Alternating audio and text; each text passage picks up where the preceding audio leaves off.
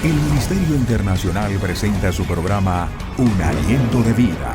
El Espíritu de Dios me ha hecho y el aliento del Todopoderoso me da vida. Job 33:4. Una palabra de poder y unción que llenará tu espíritu. Con ustedes, el pastor Jorge Enrique Gómez. Bienvenidos. Dios les bendiga.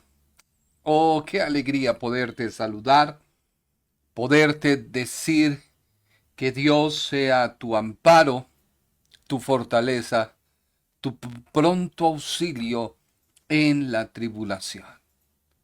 Y es que esto es Dios para todo aquel que oye y cree el mensaje de salvación.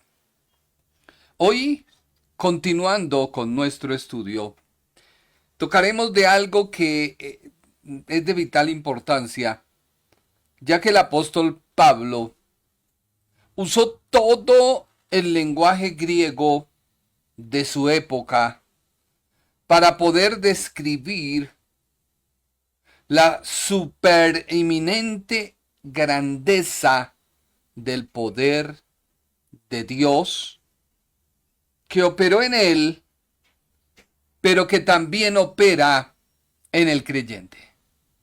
Es tan grande y tan sublime que al poderlo estudiar a nuestro lenguaje, que es rico en palabras para describir una acción la podemos describir de muchas maneras, de muchas formas. ¿Cuánto más usaremos nosotros palabras para describir lo que Dios hizo por nosotros? Te dejo con esta reflexión que escribimos en la introducción. Creer que solo la salvación es recibir el perdón de los pecados para vivir una vida como se me antoje, o irnos al extremo de ella, volvernos unos religiosos para no pecar. Y si por X o Y pecas, el concepto es que debes volver a pedir perdón, debes volver a recibir a Cristo en el corazón, o el extremo, sentirte castigado de por vida por tu pecado. Porque debo volver a pedir perdón.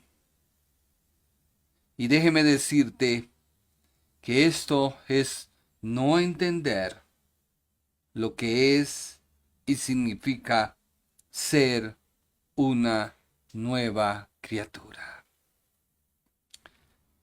Con esta reflexión te dejo para que iniciemos nuestro hermoso título, La superaminente grandeza del poder. Carta a los Efesios, no hemos salido del capítulo 1, estamos en el versículo 19 y 20. Leámoslo y oramos. Dice la Biblia en Efesios, capítulo 1, versículo 19 y 20.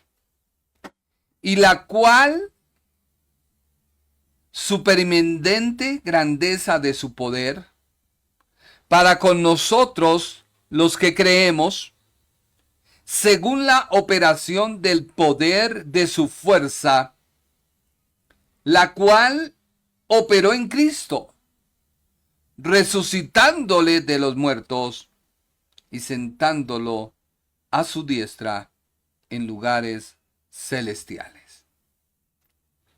Como es Cristo, o como es la persona de Jesús de Nazaret, o Jesucristo, soy yo. Solo reflexiona en eso. Y esto es lo que está diciendo este pasaje. Porque dice que opera para con nosotros, pero que operó en Cristo. Y hay un resultado que le resucita y le sienta a la diestra de Dios. Por ello, cuando el cristiano recibe a Cristo en su corazón, deja de trabajar y entra en el día de reposo, así como Dios terminó la creación y entró en un tiempo de reposo. Y ese reposo, una vez Israel sale de la esclavitud, se establece para ellos un día de reposo.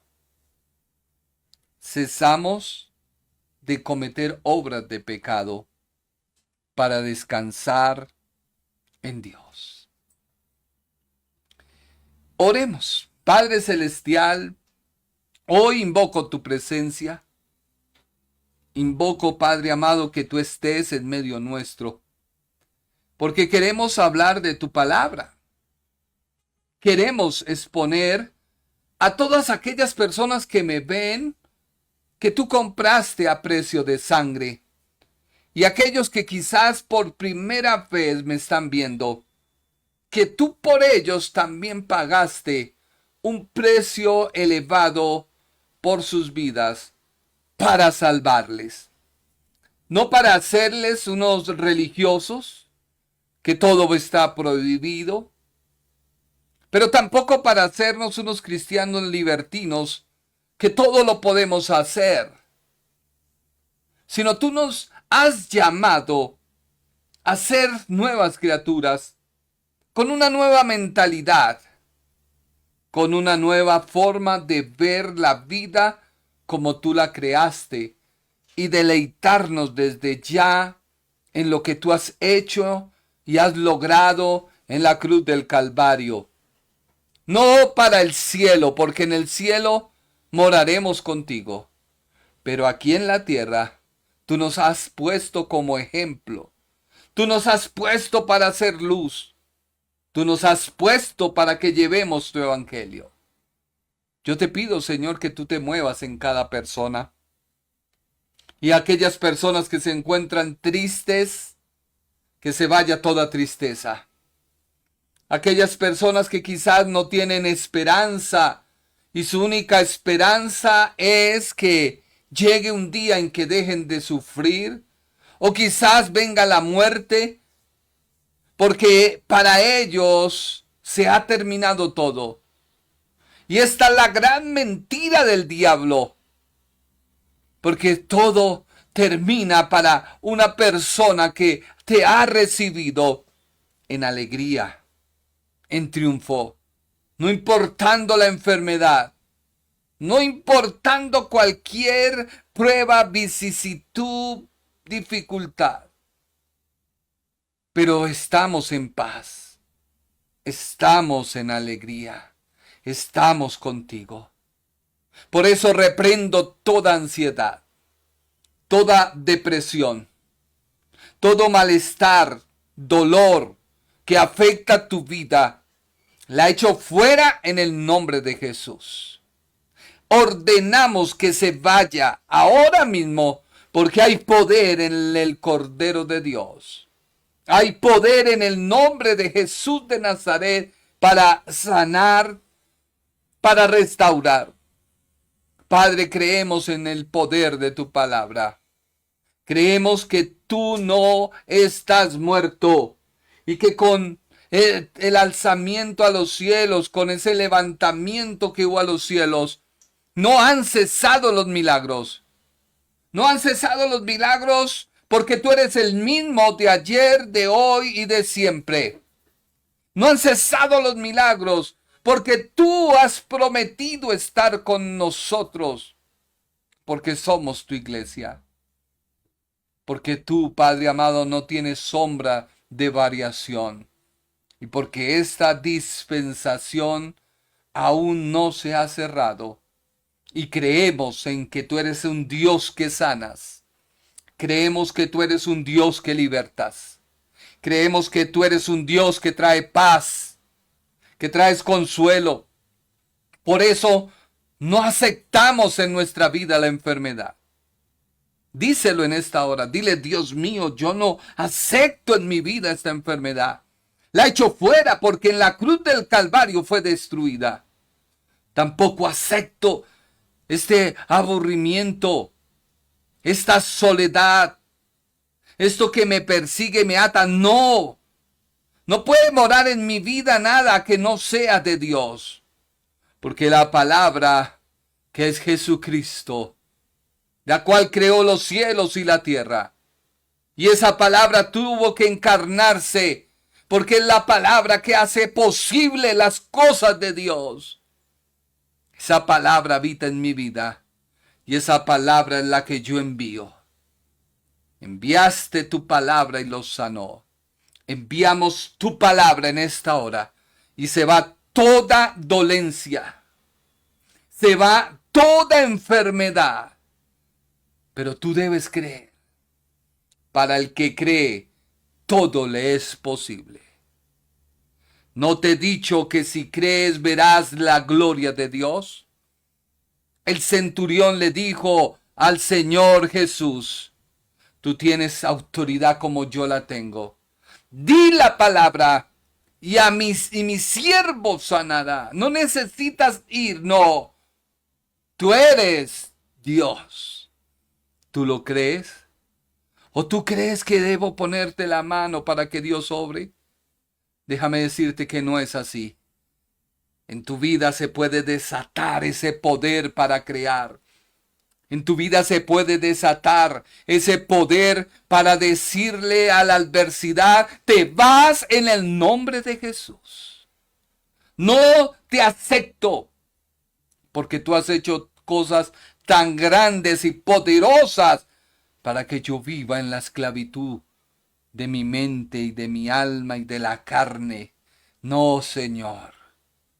Te doy gracias, Señor, porque yo sé que tú haces cosas grandes y muchos testificarán de lo que tú haces en el nombre de Jesús. Amén. El propósito del estudio de la palabra de Dios es que tú creas. Y tú al creer, pues oyes. Tú al creer, avivas tu fe. Y tú al creer, superas cualquier adversidad. Por eso, mi interés es estudiar lo que Dios le reveló al apóstol Pablo. Y te digo estudiarlo porque no puedo decir que Dios me lo reveló, porque Dios se lo revela al apóstol y nosotros tomamos esa revelación y la transmitimos. Así que déjeme decirte que hay un poder que opera en Dios para con Cristo, pero también juntamente para con el creyente. Porque si tú miras el versículo número 19 de Efesios, te vas a dar cuenta que la Biblia dice que hay una supereminente grandeza de poder de su fuerza que opera en nosotros y operó en Cristo, resucitándole de los muertos y sentándolo a la diestra de Dios. O sea que esta operación no fue la operación que actuó durante la muerte de la persona de Jesús de Nazaret, el cual nunca dejó de ser Dios. Debemos tener en cuenta que la persona de Jesús de Nazaret es la palabra de Dios, pero a la vez es su hijo, pero a la vez es el Cordero, y a la vez es el que va a ocupar tu lugar en la cruz para que la ley que nos era contraria fuera sobre su cuerpo descargada y por la muerte de él tuviéramos vida. Así que esta fuerza no operó, este poder descrito de todas estas palabras, las cuales no había más que usar por el apóstol, no actuó ni en la muerte ni en la sepultura. Solo actuaron en la victoria. Y la victoria de Jesús es la resurrección. Y la victoria para el creyente es la resurrección. Pero no cuando venga Cristo y nos arrebate y nos lleve al cielo. No. La Biblia está hablando de esa resurrección que se opera cuando tú recibes a Cristo en el corazón y una vez lo recibes, pasas a la muerte de tu naturaleza de pecado. Pasas a la sepultura de esa naturaleza y opera Dios en nosotros un milagro que es la nueva naturaleza. Para que esto sea posible, es necesario que la supereminente grandeza del poder, de la fuerza, actúe en nosotros y produzca como resultado una nueva vida. Esto pasa en tu vida. Esto no va a pasar. Ya pasó el día que recibiste a Cristo. El apóstol no está diciendo, porque si la Biblia quisiera decirnos que esto sucedería el día del rapto, pues lo hubiera dicho. Pero el apóstol está hablando de la forma en la cual nos volvemos cristianos. Así que el cristianismo es más que hacer una oración de fe. El cristianismo es más que hacer un ayuno esperando que Dios opere algo en mi vida. Porque ya lo hizo. Yo necesito ayunar para empezarme a desligar, porque vi a través de la palabra mi mal proceder, y una vez la palabra me hace ver el mal proceder, yo debo empezar a orar y ayunar para renovar la mente, cambiar esa manera de pensar, no para que Dios vuelva a hacer esa operación que hizo cuando tú le aceptaste como Salvador. Recuerda que la muerte es algo natural que es causado por el pecado. Así que no se necesita poder para el pecado. No, el pecado debe morir, debe estar sepultado, pero se necesita el poder para que tú seas transformado en una nueva naturaleza. Eso era lo que Nicodemo no podía entender. Nicodemo decía, pero a ver, ¿cómo es posible que yo ya viejo y mamá se murió? Entonces ahora ¿quién voy a buscar para volver a entrar al vientre y volver a nacer? Y el Señor lo mira y le dice, pero Nicodemo, siendo tú maestro de la ley, ¿no lo sabes? O sea que esto que Dios hace en el creyente está descrito en la ley. Sí, está descrito en la ley. Porque la ley no es mala. La ley es buena. Muestra el carácter de Dios. Pero yo no puedo vivir bajo la ley. Porque la ley es como una radiografía que una persona se toma cuando sufre alguna luxación, o cuando sufre algún hematoma, o cuando sufre algo que la medicina, por sus ojos naturales, el médico no puede ver. Envía a tomarse una radiografía. Y la radiografía muestra en detalle la gravedad de la enfermedad, la gravedad de la luxación, la gravedad de la que venga. Y el médico puede leer y emitir un veredicto. El veredicto es determinar la enfermedad. Eso hace la ley. La ley determina que el hombre es pecador,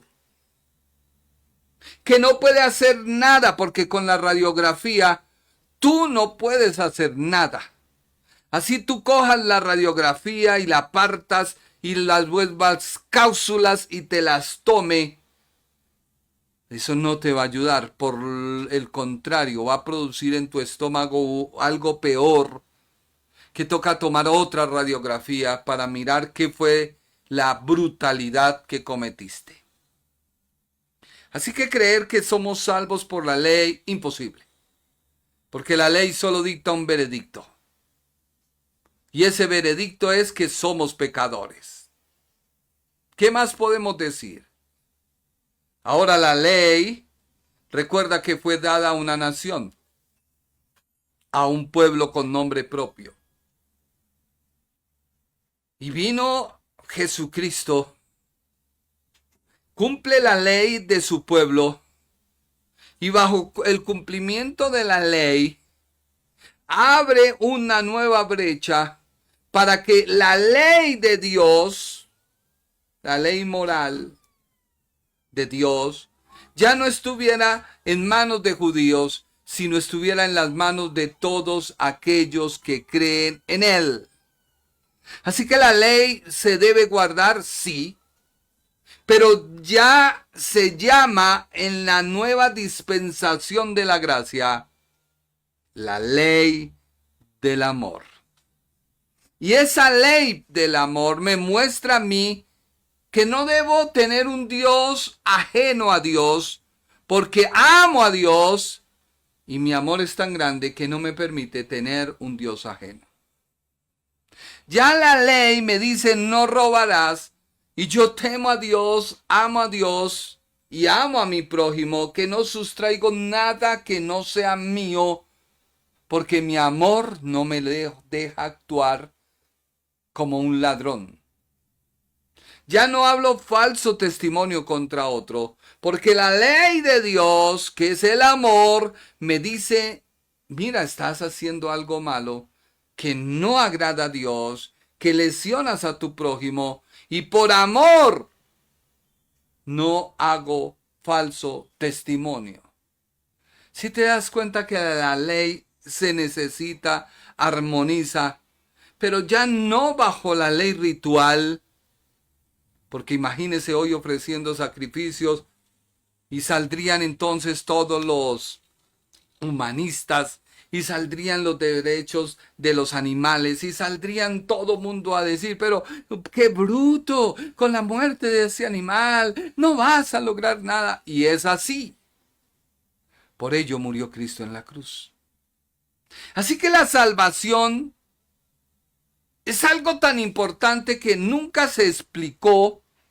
Y la gente cree que la salvación es algo tan fácil que yo recibí al Señor, entré en su gracia, entonces licencia para pecar.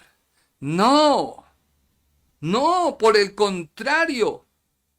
Viene Cristo y te dice, mira, yo morí por ti, te he santificado para que puedas acceder al Padre.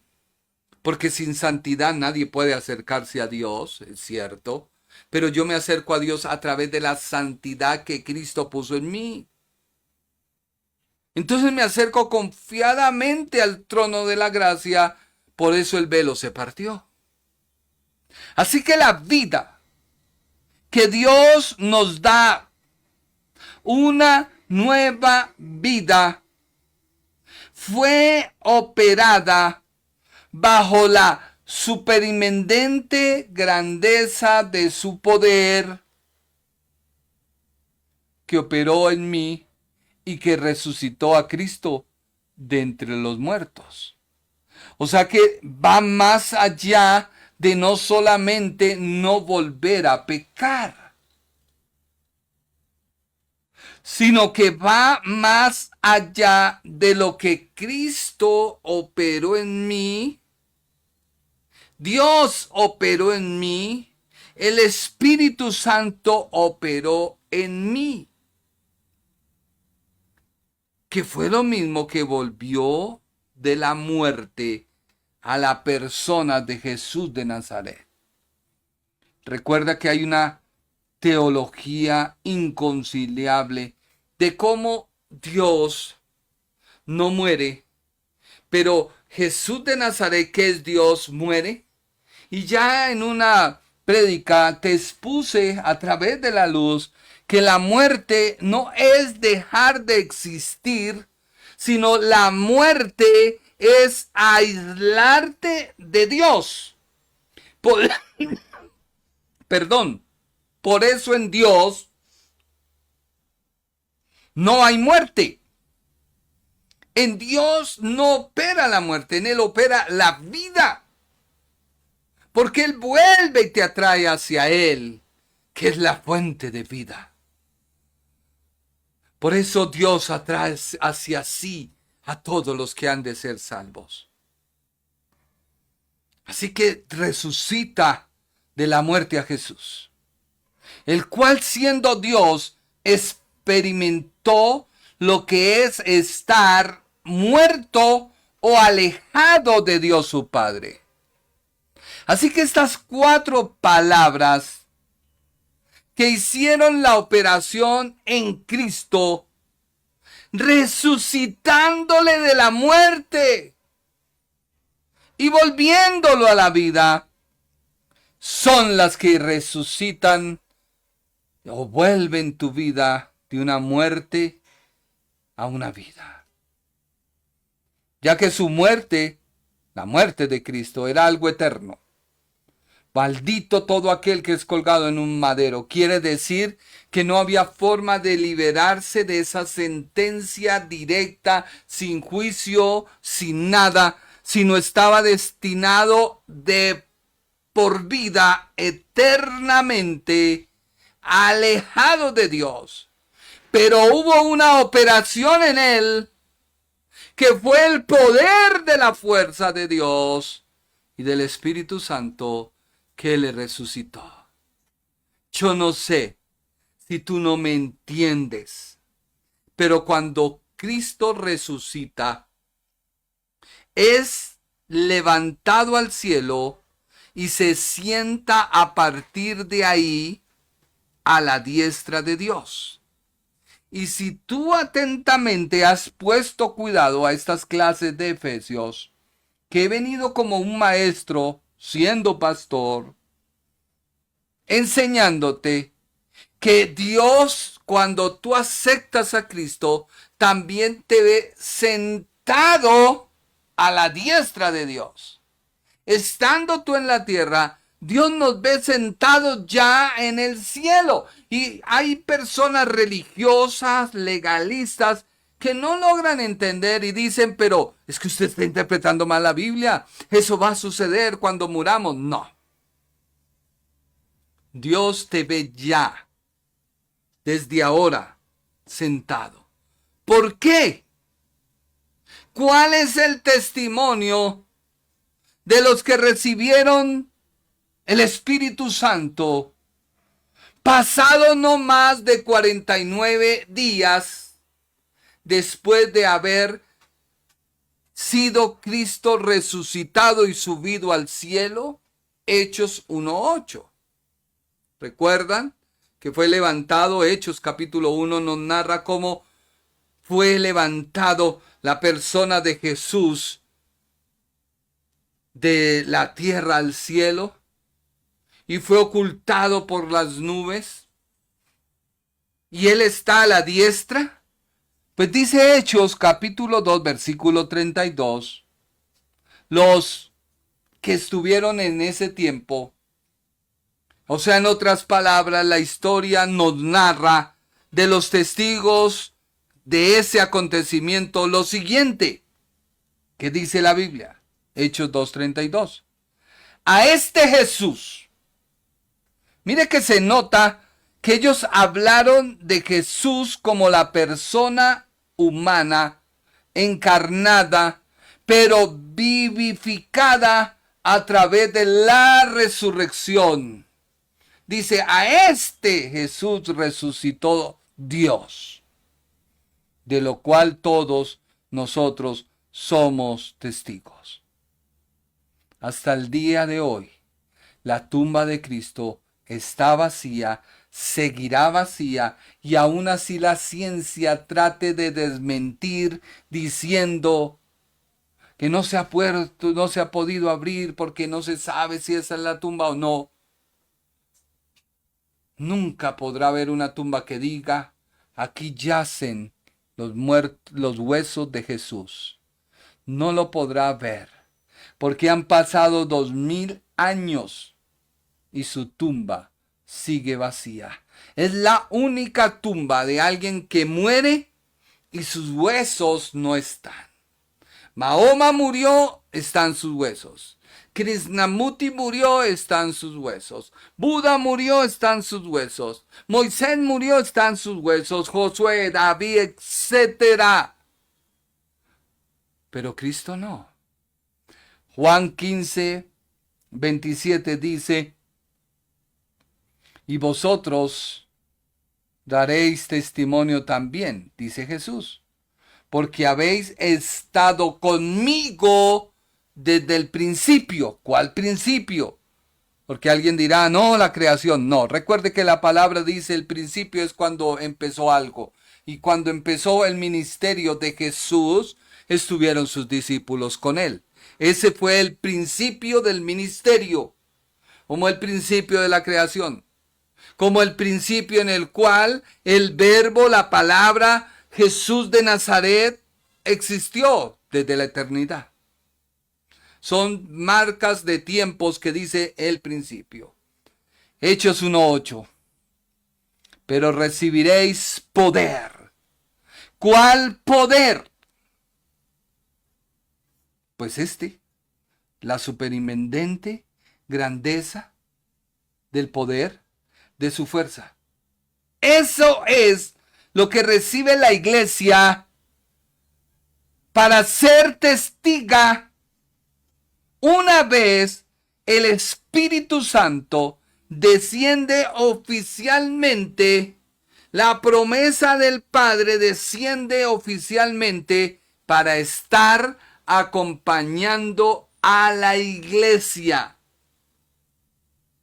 El Espíritu Santo no es un lujo para darnos y que la gente vea que todo el mundo cae. ¡Ay, tiene el Espíritu Santo! No, todos tenemos al Espíritu Santo. Que haya algo más en hombres de Dios. Para que haya un mover es algo diferente. Y esos son los dones que hacen que haya operación. No todo mundo es pie para transportar el cuerpo. Tú no tienes, o tú no eres solo pies. No, tú no eres solo patotas. No. Tú tienes pies, manos, es tu cuerpo. Pero las manos no te movilizan son los pies. Esos pies son aquellos ministros como yo que te predicamos y te llevamos a lo largo de la Escritura. Tenemos que tener al Espíritu Santo. Y me seréis testigos en Jerusalén, en toda Judea, en Samaria y hasta lo último de la tierra. Esos testigos, que dicen una vez resucita Jesús, lo cual se puede evidenciar en tu vida a través de la Escritura. Una vez tú resucitas en nueva criatura, la exaltación. Hechos 2:33. Hechos 2:33. Así que exaltado por la diestra de Dios y habiendo recibido del Padre la promesa del Espíritu Santo, ha derramado esto que vosotros veis y oís. La historia de la iglesia hasta el día de hoy es que el Espíritu Santo descendió corporalmente sobre la iglesia. Las personas que han tenido el privilegio de ir a Jerusalén, como amigos, pastores, que hace poco llegaron, dicen que el lugar del aposento alto, que actualmente se cree que está, hay un mover que cuando alguien empieza a orar, empieza a fluir.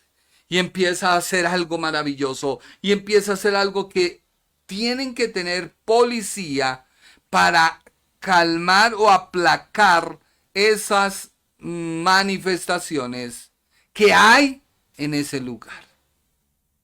Por eso un templo o un lugar que se llama templo y se dedica, no puede ser usado para otra cosa, porque ahí desciende el Espíritu Santo sobre la iglesia y los santos que están reunidos. Por eso yo no estoy de acuerdo con aquellas personas que prestan sus templos para hacer otras actividades que no sea la adoración a Dios. No estoy diciendo que sea una obra, un ritualismo o algo que se debe volver. No. Se llama respeto por las cosas. Porque la Biblia me muestra con mi propio cuerpo. La Biblia dice que si yo no sé que mi propio cuerpo es templo del Espíritu Santo, y si hago algo para dañar mi cuerpo, estoy atentando contra el Espíritu Santo que mora en mí. El legalista o el religioso o el, no sé, tomará lo que yo digo y aplaudirá o no, pero es algo que en la Biblia está. Tanto así que dicen los historiadores bíblicos, y hablo así porque es historia, es doctrina, es teología, es verdad, que cuando Pedro caminaba, su sombra donde caía había sanidad. O sea que algo debe haber de llenura y de plenitud que hace que todo se llene de la gloria de Dios. Sigamos. Exaltado. Hechos 5:31. Estamos hablando de Jesús. Y como es Jesús, soy yo. O en otras palabras, como es el Padre, es el Hijo.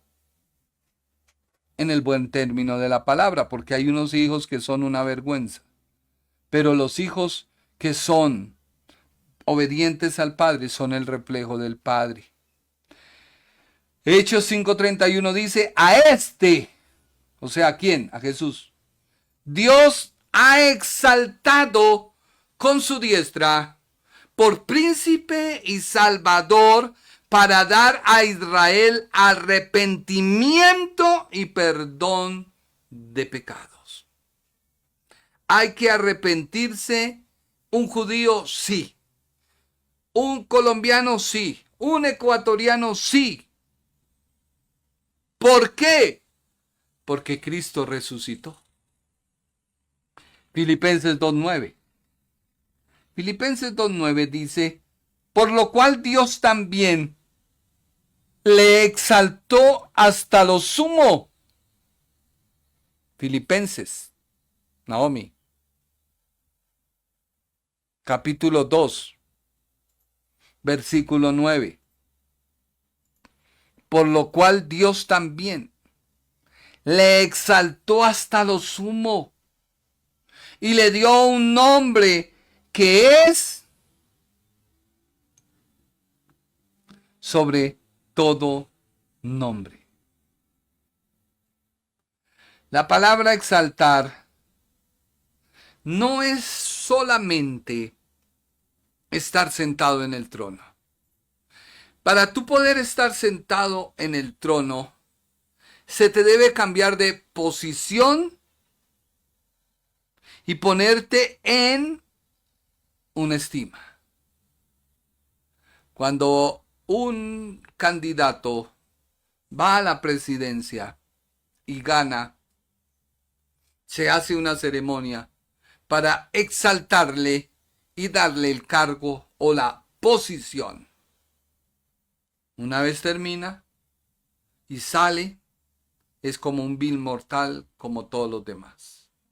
Pero mientras ocupe su cargo, será el señor, doctor, así sea analfabeta, presidente de la República de tal lugar. Así sea lo que sea, si lleve una vida lo como se le dé la gana. Es el doctor presidente. Así sea un bandido, no importa. Mientras esté en el cargo, es el doctor señor presidente. Mientras usted está en Cristo, usted cambia de posición. Que usted no se valore, ese sí ya es un problema.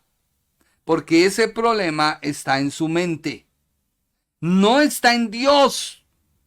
Está en su mente. En su mente es el campo de batalla. O como dijéramos, es el caballito de batalla de todos los días donde usted debe trabajar.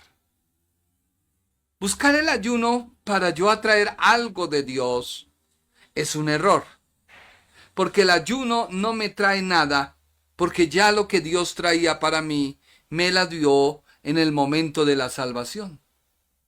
Ahora yo necesito ayunar para empezar a decirle a mi mente que debe transformarse y cambiar de pensar.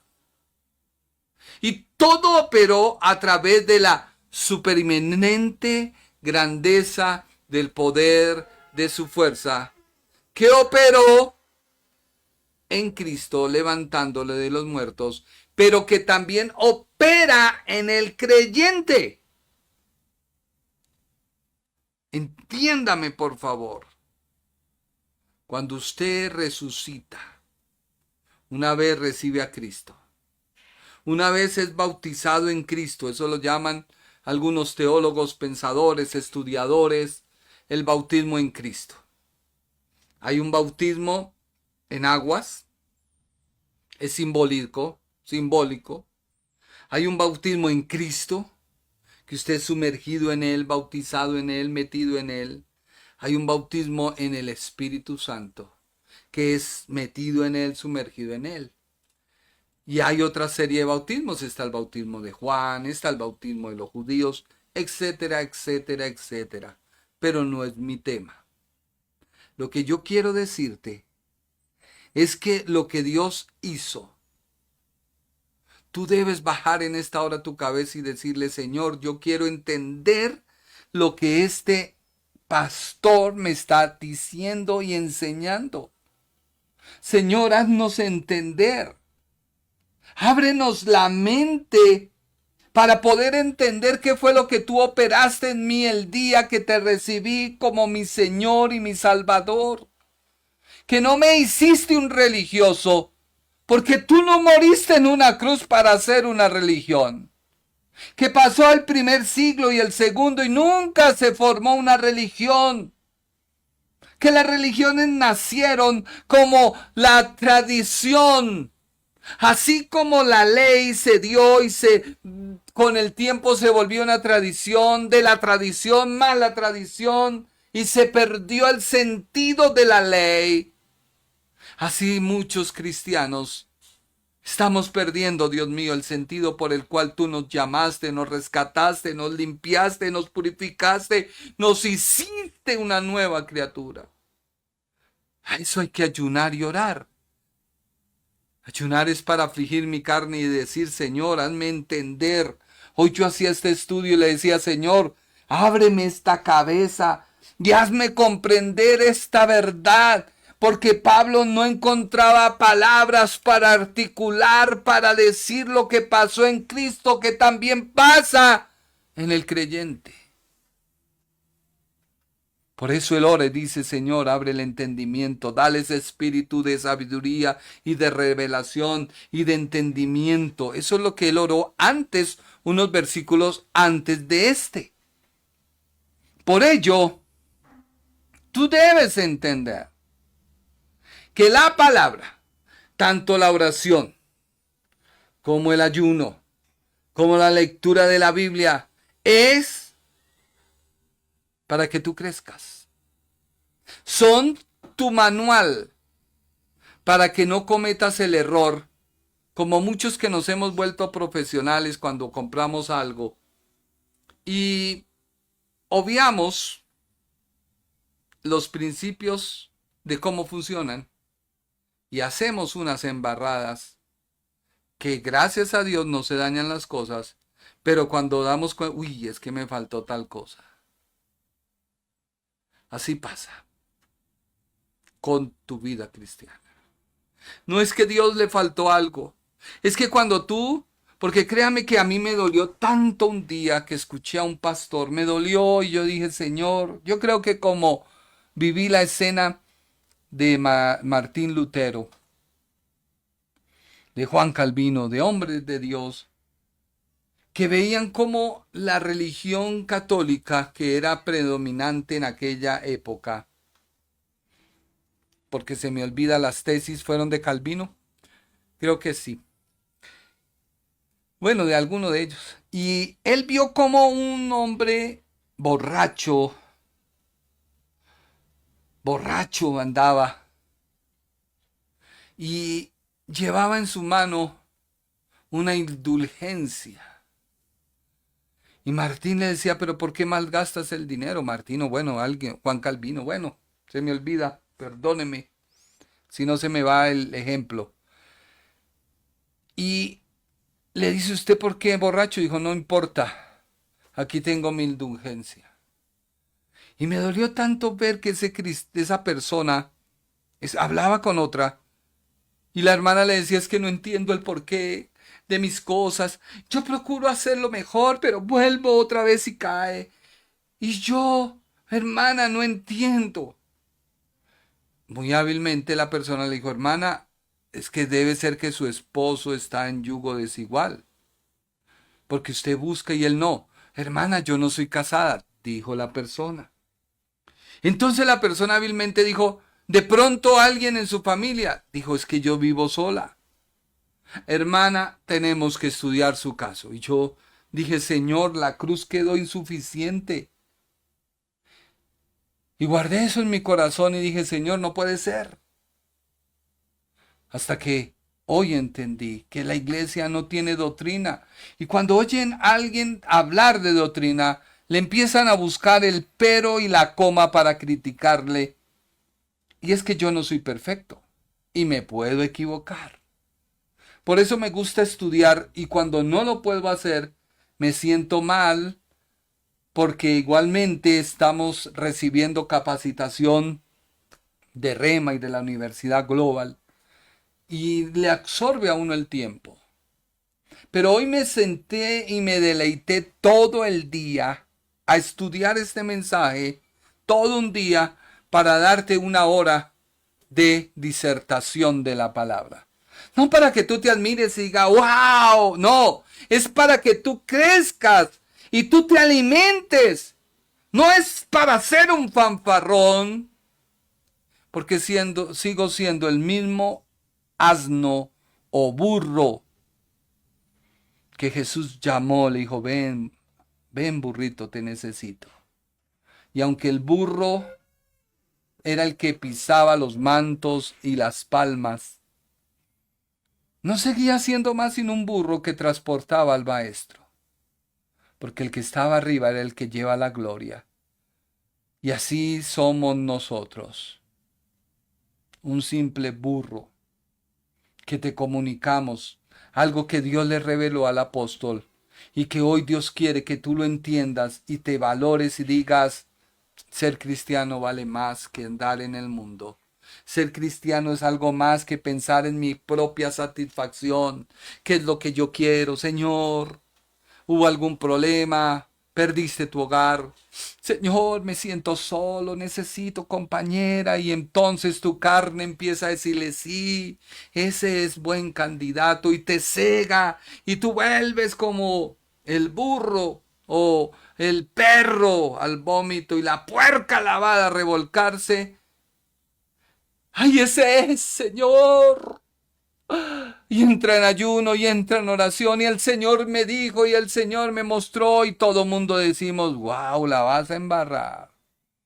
No es. Y después no se dieron las cosas, pero yo he procurado hacerlas bien. No, no las has hecho bien.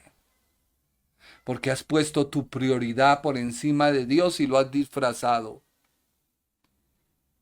Por eso cuando alguien viene a una consejería, uno la lleva a la Biblia. Yo no puedo condolerme con nadie ni aferrarme a nadie porque o soy yo o es la palabra. Y hoy la palabra te está diciendo, valórate. De pronto no has entendido qué fue lo que la salvación hizo por ti. Porque la salvación no es solamente recibir a Cristo. La salvación no solamente es escapar del infierno. La salvación no solamente es la licencia para hacer plata. La salvación no solamente es la licencia para no enfermarte. La salvación no solamente es no tener problemas. No, quizás tú recibas a Cristo y tengas más problemas. La salvación es la que Dios hace de que pases de una muerte espiritual a una vida con Él. La salvación es que estás alejado de Dios y te acerques a Dios. La salvación es de que Dios no escuchaba tu oración, así tú seas bueno, así hagas buenas obras. No, Dios no oye al pecador. A que Dios escuche tu oración, Dios escuche tu ruego. La salvación es que lo que yo hacía no sabía y no entendía, ahora en Cristo sí sé lo que hago y lo que debo hacer. Y si estoy disgustado con mi esposa o mi esposo, pues déjeme decirle que estás perdiendo el tiempo porque ni siquiera tu oración es oída. Y no hay amor ni hay cristianismo en tu vida. No te engañes, no digas aleluya. No, porque sigues muerto. Dices que eres vivo pero estás muerto. Y ese fue el mensaje a las iglesias de Apocalipsis. Tú dices ser pero no lo eres. Tú dices tener, pero no lo tienes. Tú dices decir que Cristo está en mí, aleluya, gloria a Dios. Pero cuando volteas a mirar, Él está tocando a tu puerta porque no está en ti. Tú crees, pero no está. Está afuera, esperando que tú salgas de tu egocentrismo, orgullo, religión y recibas al Salvador. ¿Hay muchos cristianos así? Pues no sé, el Espíritu de Dios lo está diciendo. Alguien dirá, uy, me la montó. No, yo no se la monto porque ni siquiera te estoy viendo. Estoy viendo una cámara, hablando por un micrófono y diciéndote lo que la Biblia dice que es.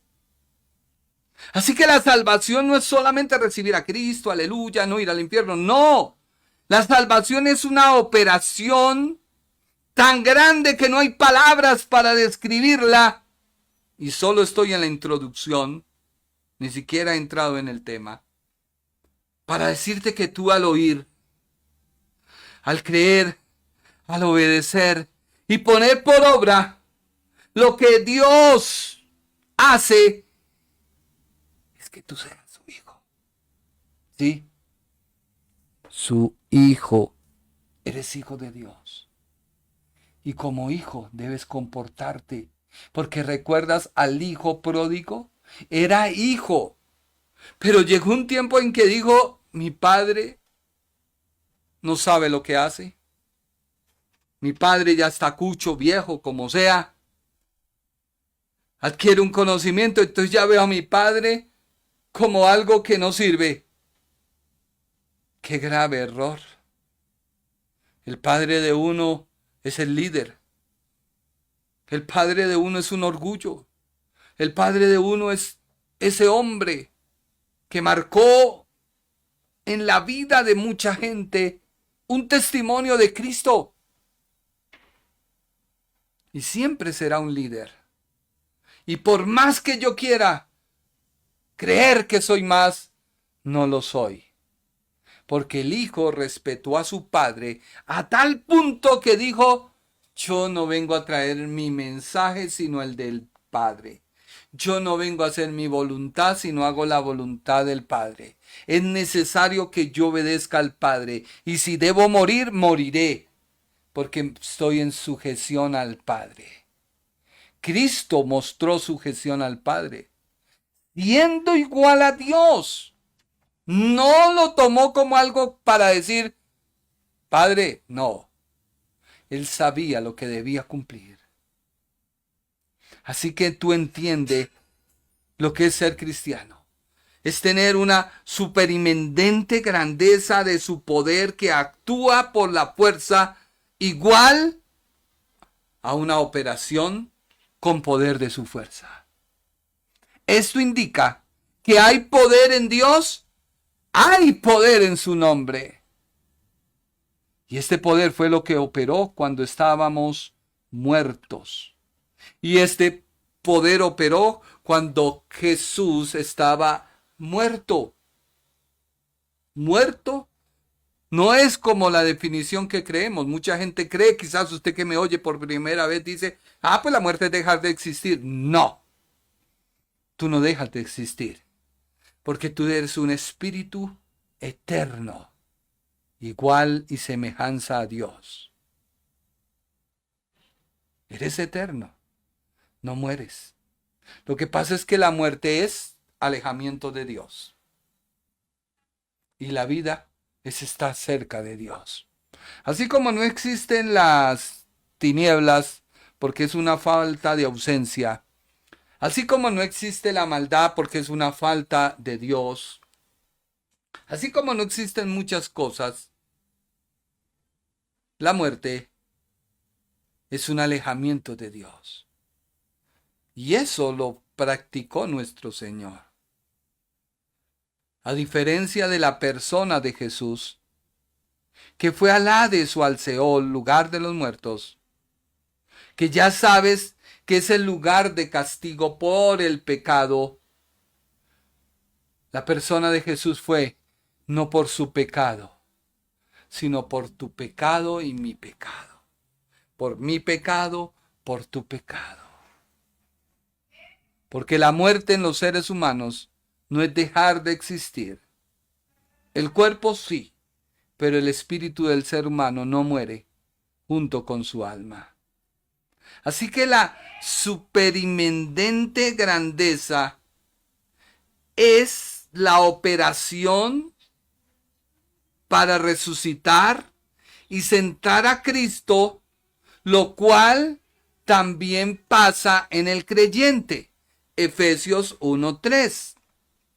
Efesios 1:3 dice, bendito sea el Dios y Padre de nuestro Señor Jesucristo, que nos bendijo con toda bendición espiritual en los lugares celestiales en Cristo. Mira que cuando tú recibes a Cristo y pasas de una muerte a vida, eres sentado. Ahora alguien dirá, pero es que yo recibí a Cristo, pero sigo todavía pensando en cosas obscenas. Sigo viendo pornografía. Y ahora es tan fácil que hasta en las redes, queriendo o no querer, le mandan a uno pornografía. ¿Sigues tú siendo mentiroso? ¿Sigues tú viviendo problema? ¿Tuviste problema de matrimonio? Volviste y te organizaste, volvés otra vez al problema y sigues otra vez. Y es que no ha llegado tu partido. No, eres tú el del problema. Sigue el problema en crisis. Hiciste una sociedad con alguien que no debías hacer. Y sigues ahí. Para eso déjame decirte que hay un problema en tu vida y es la mente. Dice la ciencia que la mente tiene un gran poder que influye en muchos aspectos de la vida. La mente puede influir en la salud, la mente puede influir en las emociones y la mente puede influir en los pensamientos. A veces uno se hace unos pensamientos en la mente tan bárbaros que cuando viene la palabra y nos cachetea, tú dices, uy, Dios mío, yo pensar esto. Y le da a uno pena. Por eso la Biblia dice en Romanos 12:2. Romanos 12:2. No os conforméis a este siglo. O sea, la Biblia te dice, una vez recibes a Cristo en tu corazón, pasas de muerte a vida, se opera algo tan tremendo. La Biblia dice, no os conforméis a este siglo, sino transformaos. ¿Quiénes se transforman?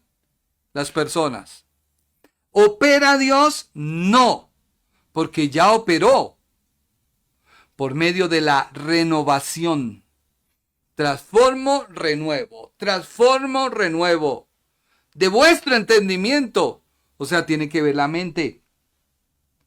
Para que comprobéis cuál sea la buena voluntad de Dios, agradable y perfecta. Así que si tú tuviste un fracaso en lo que sea, debes renovar la mente. Si tienes problemas en tu hogar, tú, no la pareja, de renovar la mente. Cada uno debe renovar la mente. Porque si usted no entiende y se hace la vida a cuadritos, y Dios lo llamó a vivir en santa paz y en alegría y en armonía, pues estás perdiendo tu tiempo.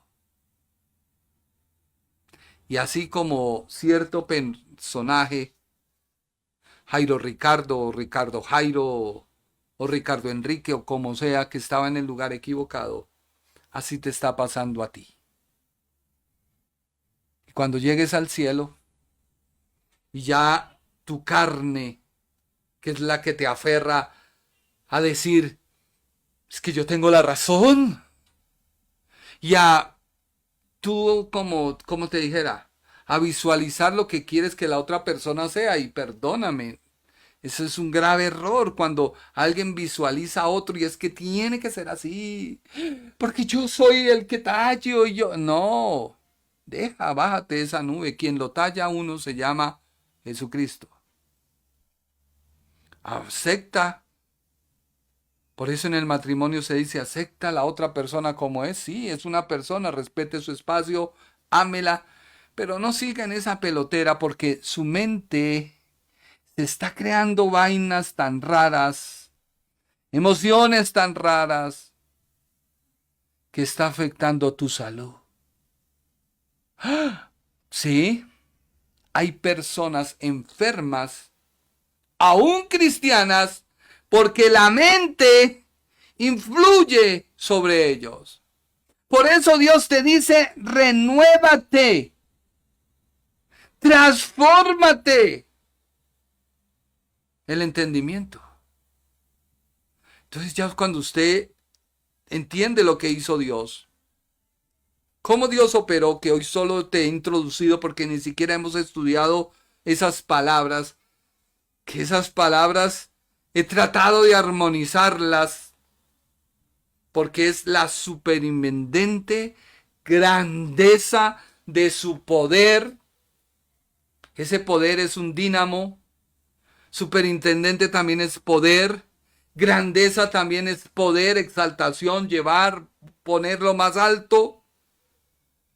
Y todo eso hace una operación en nuestra vida. Pero nunca nos hemos puesto a detener a pensar por qué creemos que la salvación es recibe a Cristo y todo bien. Todo bien. Y resulta que te vino un problema. Señor, ¿qué he hecho malo? Señor, ¿qué he pecado? Entonces viene el religioso y te dice, es que como la religión, por mi culpa, tiene que subir Monserrate de rodillas. Y empieza usted a examinarse usted, pero no examina la palabra. Entonces, examine hoy la palabra, vaya a la oración, vaya al ayuno, Vaya a la iglesia y arrepiéntase. ¿Qué más te digo? Mire lo que dice la Biblia amplificada. Me fascina esta versión, Biblia amplificada. Romanos 12:2. No os conforméis a este siglo. Perdón, a este mundo. Me equivoqué.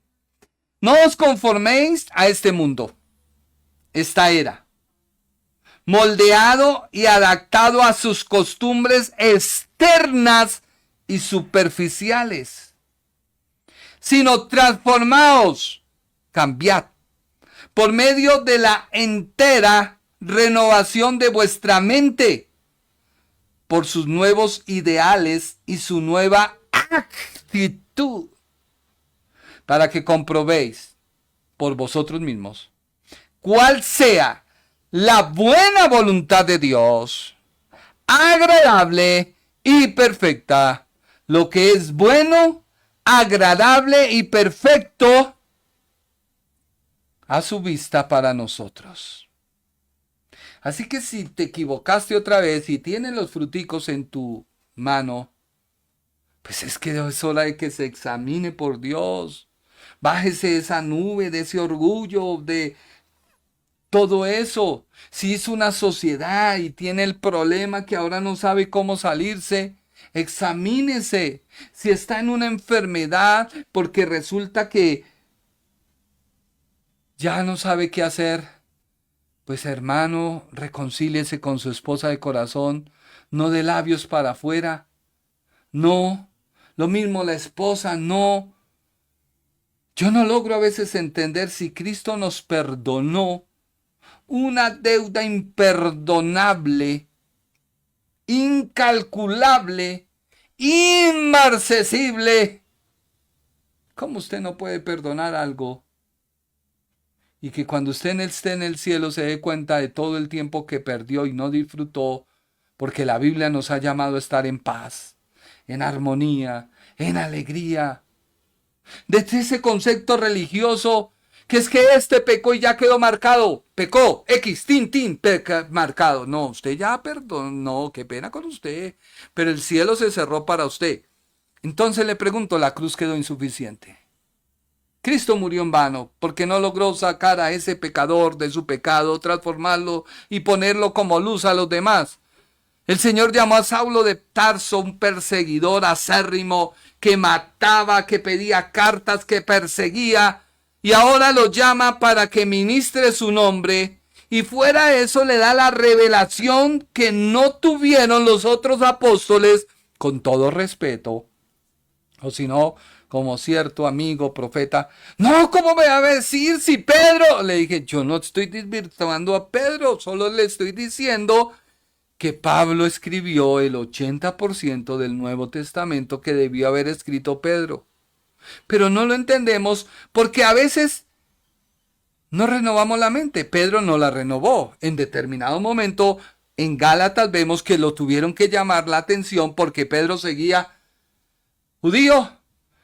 Llegaban amiguitos, amiguis, hola amiguis, y los amiguis religiosos. ¿Te vas a juntar con ese pecador? Te vas a contaminar. Ese es un engendro del diablo. Ese es un enemigo de la paz. Que el Señor te destruya.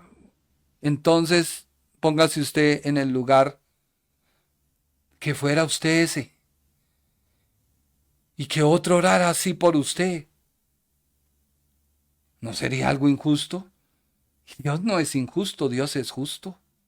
Dios atrae al pecador, le dice, venga.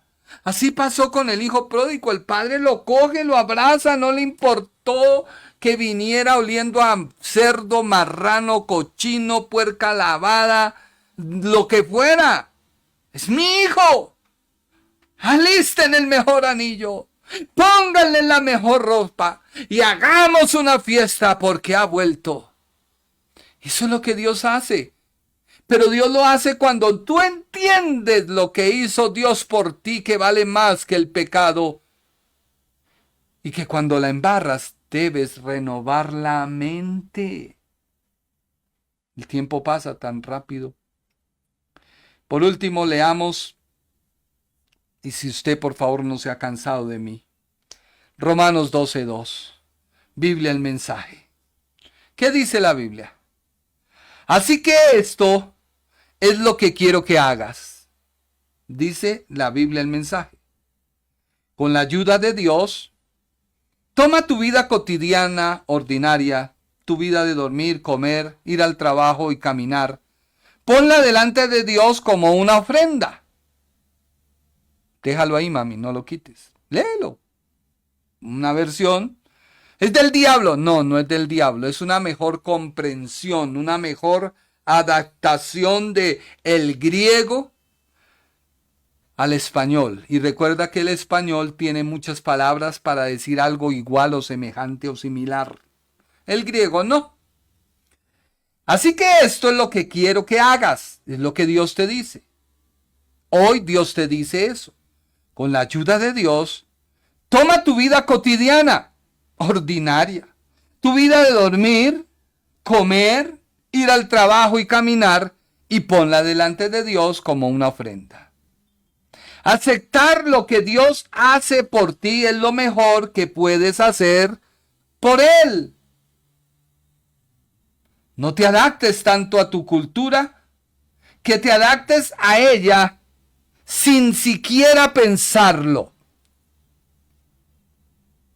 En cambio, fija tu atención en Dios. Serás cambiado de adentro hacia afuera. Reconoce de inmediato lo que Él quiere de ti y responde rápidamente a ello. A diferencia de la cultura que te rodea, que siempre te arrastra a su nivel de inmadurez, Dios saca lo mejor de ti. Desarrolla una madurez bien formada en ti. Biblia el mensaje. Porque la mente impacta la salud. Dice un estudio que la mente afecta el cuerpo y viceversa, y su estado de ánimo y forma de pensar y puede influir en tu salud. Dice que influye en tus emociones porque la mente interpreta el tono y crea ideas que regulan las relaciones y situaciones, lo que genera estados de ánimo como tristeza, la alegría o la preocupación.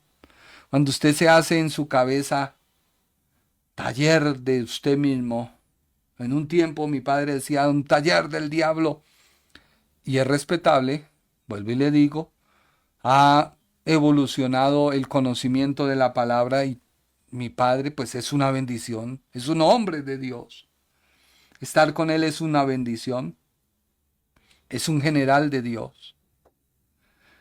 Ha hecho tanta cosa que lo único que uno hace es decir, Señor, alcanzar lo imposible. Tampoco lo estoy idolatrando, solamente lo estoy honrando. Entonces, la mente hace que usted se forme unas ideas. Es que hermano, usted viera cómo me trató.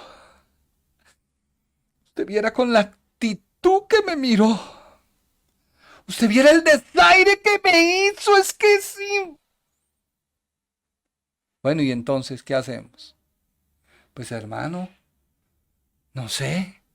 No hay una palabra. No hay algo. No, es que es usted el del problema, no es él, porque usted es el que se hizo la idea. Y así hay hogares que han perdido tanto tiempo porque cada uno tiene su esquina. Están en la esquina listos para salir a la pelea. Y los hijos son los que miran, detallan. Y los hijos dicen, cómo nos hacen perder el tiempo. Y usted se centra en su atención y los descuida.